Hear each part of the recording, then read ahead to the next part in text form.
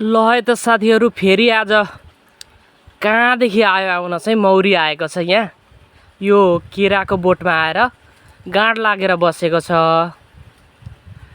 कहाँदेखि आयो आयो यो मौरी आज, होइन? मैले पनि चाल पाइनँ। भर्खर भर्खर घुम्दै थियो यतातिर घुम्दै थियो। कता जाँदो रहेछ भनेर मैले पनि यसो चेक गरिरहेको छु। यहाँ आएर बसेको छ क्या यी।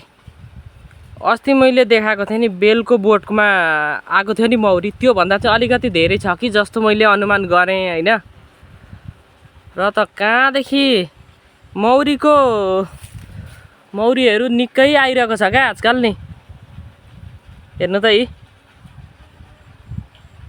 यो केराको बोटमा यसो मिलाएर बसेको छ अहिले।